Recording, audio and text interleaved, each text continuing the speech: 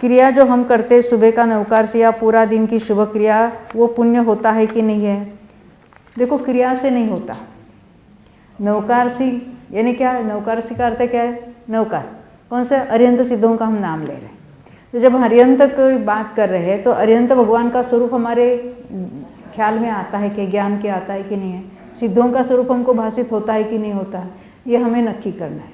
और उनके प्रति उनके गुणों संबंधी, गुण ने पर्याय, तो उनकी जो केवल ज्ञान प्रकट हुई है पर्याय, उनकी जो अवस्था है उनके प्रति हमें अहोभाव आता है कि नहीं आता है? यानी वो जो वितरागता की है बात, वो वितरागता के प्रति हमें बहुमान लगता है तो शुभ भाव होगा। केवल हमने अरिहंत सिद्ध अरिहंत सिद्ध अरिहंत सिद्ध कितने लाख बार किया, तो वो हमने मुंह से बोला और ये हम टेप लगा के रखेंगे, तो टेप में तो दिन भर चल रहा है नवकार से, तो उसको कितना पुण्य लगेगा? उसको नहीं लगता है ना। तो यहाँ जो भले हम वाणी से जोर से बोल रहे हैं या मन ही मन में जिसको अंतर्जल्प कहते हैं वो बोल रहे हैं, उससे कोई पुण्य नहीं लगने वाला। उस समय हमारे परिणाम वो बोलने में है क्या, वो शांत परिणाम हमारे चल रहे, भगवान के गुणों का स्मरण कर रहे, उससे हमें पुण्य लगता है। उन पुण्य कहाँ चला जाएगा? पड़ोस में।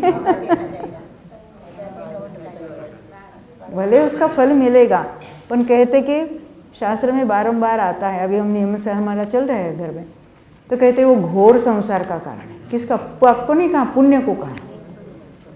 क्योंकि पुण्य को सब जीव, सब लोग अच्छा मानकर, धर्म मानकर कर रहे हैं, मानकर करें तो मिथ्यात्व का पोषण हो रहा है। पुण्य का निषेध नहीं है, जिस भूमिका में है वहाँ पुण्य के परिणाम होंगे।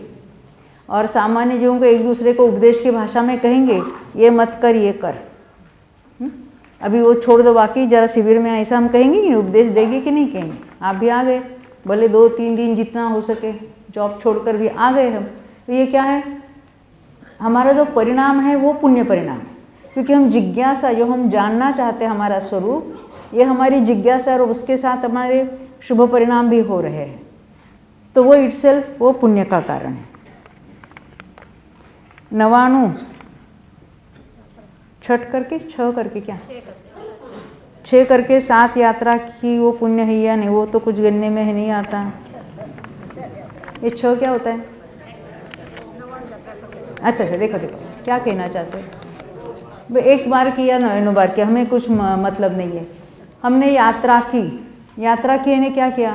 नवीन भाई आप क्या करते हैं? यात्रा किए ने, हाँ, चल के शिखर जी का पहाड़ चढ़ गए और हम उतरे।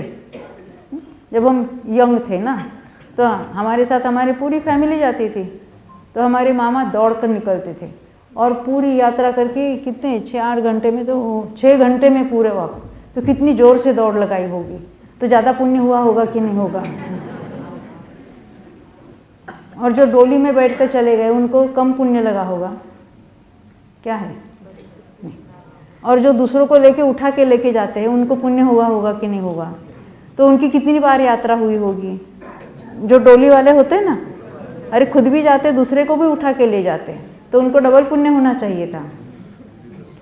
ये क्रिया से नहीं होता है, हमारे जो भाव है उस समय, अरे यहाँ से इतने जीव मोक्ष चले गए हैं, किस विधि से गए हैं, कौन से मार्ग से गए, उन्होंने वो कैसे आत्मा का अनुभव प्रकट किया, उसके बारे में हम सोचेंगे, विचार करेंगे और उस हिसाब से हम यात्रा, देखो यात्रा का वगैरह उपदेश आता है, होता भी है, क्योंकि जिनेंद्र भगवान के दर्शन करने के लिए हम जगह जगह जो मंदिरों की यात्रा भी करते हैं, उसका निषेध नहीं है।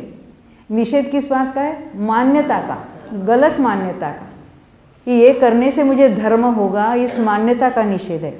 तो पुण्य तो होगा कि नहीं? पुण्य होगा, पर पुण्य से हमारा कितना फायदा होगा? संसार बढ़ेगा, क्योंकि आज तक पुण्य या पाप के अलावा दूसरा कुछ किया ही नहीं हमने। ये पुण्य पाप को छोड़कर दूसरा कुछ हो सकता है पर्याय में, जिसको हम शुद्ध भाव कहते हैं, वो हो सकता है, इसके बारे में कभी सुना ही नहीं है। सुना ही नहीं तो उसकी कभी कोशिश की नहीं, सोचा नहीं उसके बारे में हमने। अभी हमारे सोचने का वक्त आ गया, ये अवसर फिर दोबारा प्राप्त होना बहुत कठिन है।